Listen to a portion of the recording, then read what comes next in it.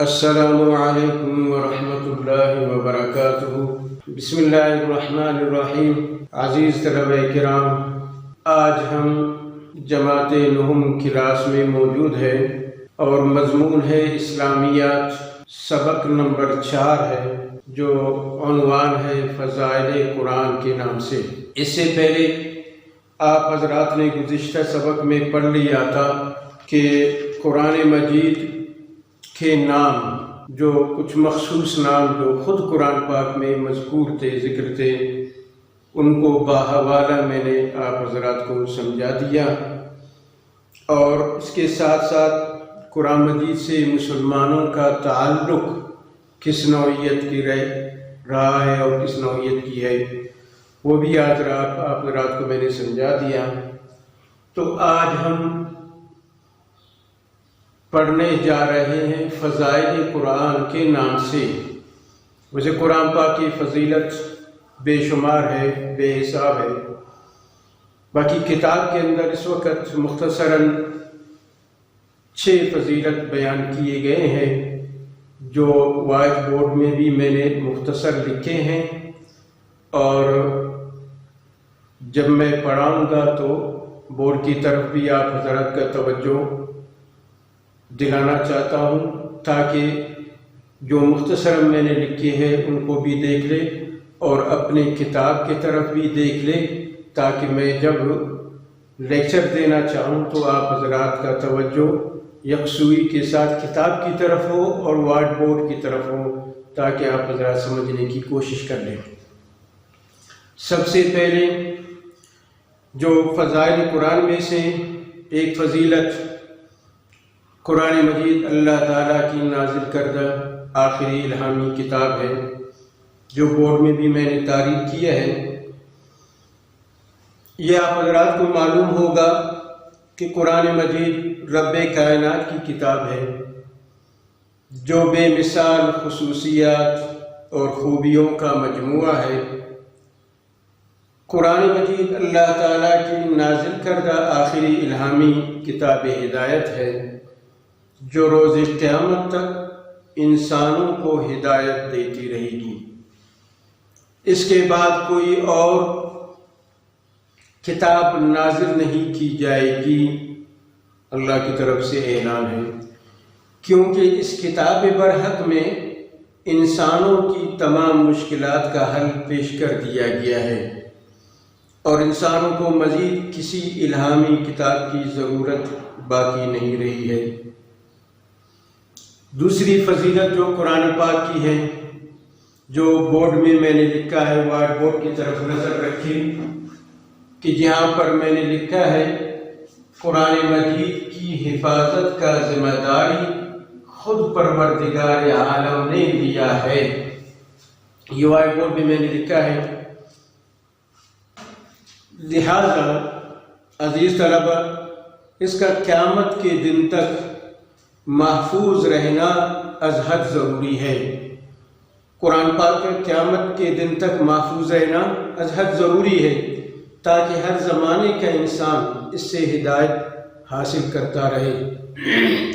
اس میں تبدیلی کی کسی بھی امکان سے بچنے کے لیے اس کی حفاظت کا ذمہ خود پروردگار عالم نے لیا ہے، جس طرح قرآن پاک میں ارشاد ربانی ہے، اِنَّا نَحْنُ نَزَّلْنَا الذِّكْرَ وَإِنَّا لَهُ لَحَافِظُونَ۔ یہ آیت کتاب کے اندر موجود ہے، صفحہ نمبر 8 میں، کتاب اسلامیات صفحہ نمبر 8 میں دیکھو، یہ آیت مبارکہ وہاں موجود ہے۔ اس کا ترجمہ یہ ہے، بلا شبہ یہ ذکر یعنی قرآن پاک ہم نے نازل کیا ہے اور ہم خود اس کے محافظ ہیں۔ اسی طرح نمبر 3 فضیلت قرآن مجید کی یہ ہے، جو میں نے بورڈ میں لکھا ہے مختصر الفاظ میں، توجہ کریں بورڈ کی طرف۔ قرآن مجید ہر لحاظ سے سراپا اعجاز ہے۔ قرآن مجید ہر لحاظ سے سراپا اعجاز ہے۔ یہ کس طرح؟ قرآن مجید فصاحت و بلاغت کا وہ شاہکار ہے جس کی مثال پوری دنیا میں نہیں ملتی۔ یہ ہر لحاظ سے سراپا اعجاز ہے، کوئی اس کا مقابلہ کرنے والا نہیں، کوئی اس جیسا ایک صورت پیش کرنے والا نہیں۔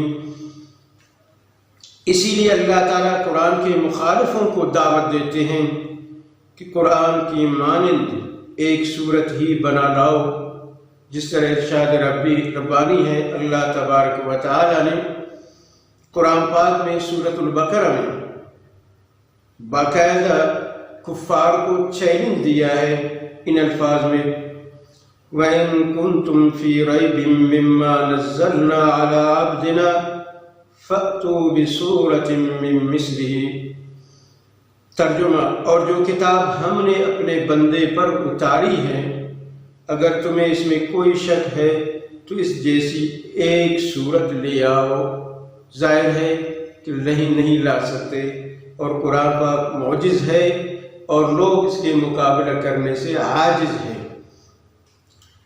چوتھی فضیلت، قرآن مجید ہدایت ربانی کا مکمل متن ہے۔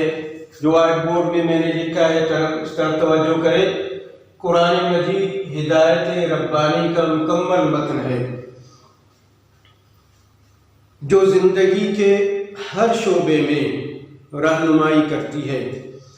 اس میں انسانی زندگی کی حقیقت، خیر و شر، حلال و حرام، اجر و ثواب، اخلاقی تعلیمات، عبادات، عبرت انگیز تاریخی واقعات، جہاد فی سبیل اللہ، غرض ہر طرح کے مضامین ہیں جن میں انسان کے لیے رہنمائی ہی رہنمائی ہے۔ پانچویں فضیلت جو بورڈ میں نے لکھا ہے وہ یہ ہے کہ قرآن مجید عربی زبان میں نازل ہوا۔ یہ بہت بڑی فضیلت ہے، اس لیے کہ حدیث شریف میں ہے کہ لسان اہل الجنہ، جنتی کا زبان بھی کیا ہے؟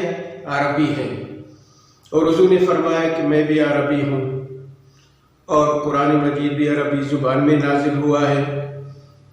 تو قرآن مجید عربی زبان میں نازل ہوا جو ایک زندہ زبان ہے۔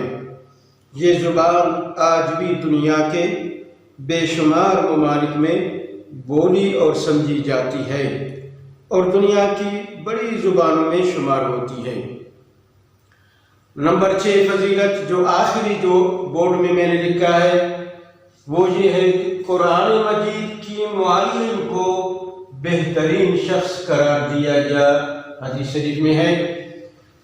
عزیز طلبہ، ان تمام خصوصیات سے بڑھ کر قرآن کا سب سے بڑا اعجاز اور امتیازی خصوصیت یہ ہے کہ اس نے انسان کو یہ تصور دیا کہ دین اور دنیا دو مختلف چیزیں نہیں ہیں۔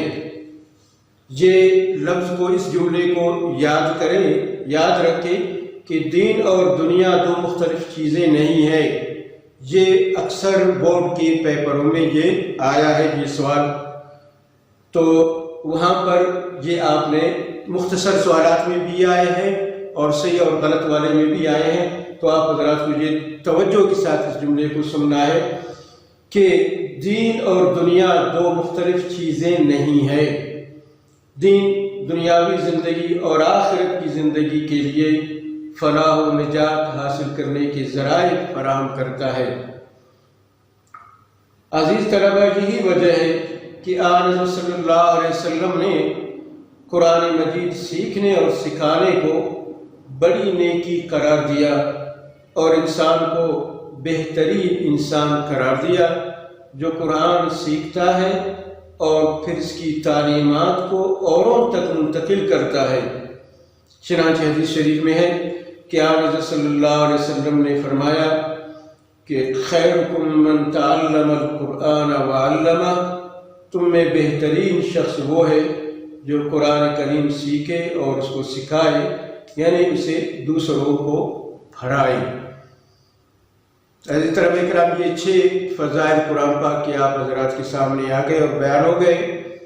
امید ہے کہ آپ حضرات نے توجہ اور یکسوئی کے ساتھ سنا بھی ہوگا اور اس کو سمجھنے کی بھی کوشش کی ہوگی، اور کتاب کو بھی سامنے رکھ کر اس کو بار بار پڑھتے رہیں تاکہ آپ حضرات کو اللہ تعالیٰ کامیابی سے سرفراز فرمائے۔ وآخر دعوانا الحمدللہ۔